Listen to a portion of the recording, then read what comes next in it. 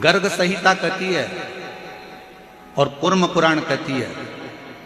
तुम्हारे घर में अगर सत्यनारायण जी की कथा हो रही है, तुम्हारे घर में शंकर जी का अभिषेक हो रहा है, तुम्हारे घर में पार्थिव शिवलिंग का निर्माण हो रहा है, तुम्हारे घर में अगर तुम कोई व्रत रख रही हो, तुम्हारे घर में कोई उपास कर रही हो, तुम्हारे घर में कोई उद्यापन हो रहा है, तुम्हारे घर में कोई अच्छा कार्य हो रहा है, तो ये करवाने वाला कोई दूसरा नहीं होता, इसको करवाने वाले तुम्हारे घर के पितृ होते हैं, जो ऊपर बैठकर तुम्हारे घर में अच्छा कार्य कर रहे हैं।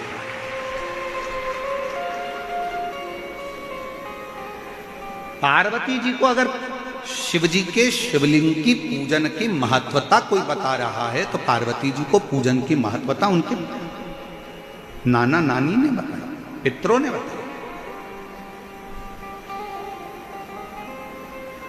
इसीलिए तो शंकर जी को जल चढ़ाने वाले को पितृदोष नहीं लगता। क्यों नहीं लगता? क्योंकि शिव जी पर आप जल चढ़ाते हो ना, तो शंकर भगवान का चढ़ा हुआ जल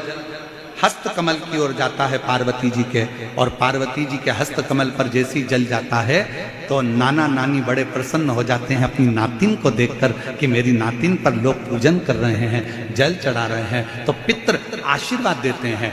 शंकर पर जल चढ़ाने पर 3 दोष समाप्त हो जाते हैं। पहले नंबर का वास्तु दोष, दूसरे नंबर का पितृ दोष और तीसरे नंबर का काल सर्प दोष। ये 3 दोष शिव पर जल चढ़ाने से समाप्त हो गए। पितृ प्रसन्न होते हैं, पूर्वज आनंदित होते हैं।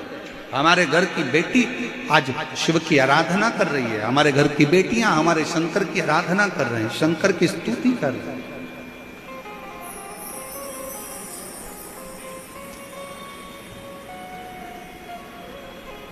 शिव आराधना में डूबे हुए हैं।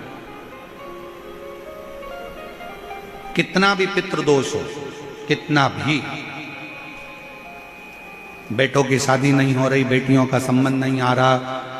घर में क्लेश बना हुआ है, अशांति बनी हुई है, मानसिक टेंशन बना हुआ है, 1 रुपये कमाओ 1.25 रुपये खर्च हो रहा है, कोई समझ में नहीं आ रहा, कोई रास्ता नहीं सूझ रहा, एक चावल का आखा दाना लेकर परिंदे के पास, परिंदा जानते हो सब लोग, हंडा मटका, पानी भरने का मटका, हंडा घड़ा गगरा, जो घर के रसोई घर में जो पानी का स्थान होता है, एक चावल का दाना रसोई घर में रखकर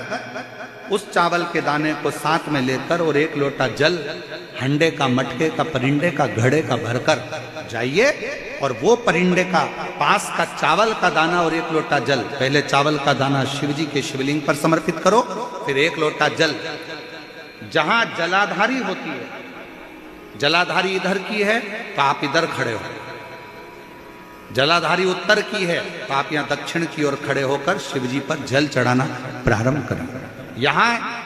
जल बह रहा है शिवलिंग का, तो आप इधर खड़े होकर जब जल चढ़ाओगे, चावल का दाना रखकर,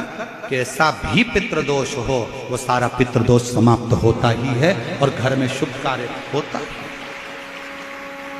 पितरों की शांति का मूल क्रम है शंकर की स्तुति। कोई ने कह दिया वास्तु के हिसाब से तुम्हारी बाथरूम गलत बनी है, तुम्हारा दरवाजा बना है गलत, तुम्हारा रसोई घर गलत बना हुआ है, सीढ़ियां गलत बनी है, ये गलत बना है, वो गलत बना है,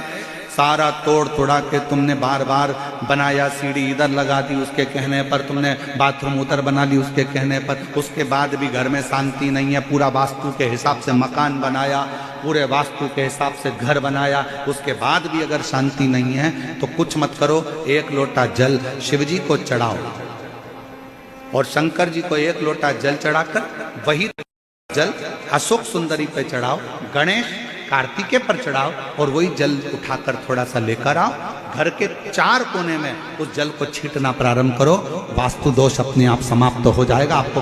बाथरूम बदलने की जरूरत नहीं, घर बदलने की जरूरत नहीं, व्यापार बदलने की जरूरत नहीं, अपने आप धीरे धीरे धीरे धीरे बदलता चले। पर विश्वास, मानो तो गंगा मां और ना मानो तो बहता पानी। आप मानोगे तो गंगा जी है, ना मानो तो बहता पानी, आपके ऊपर निर्भर करता।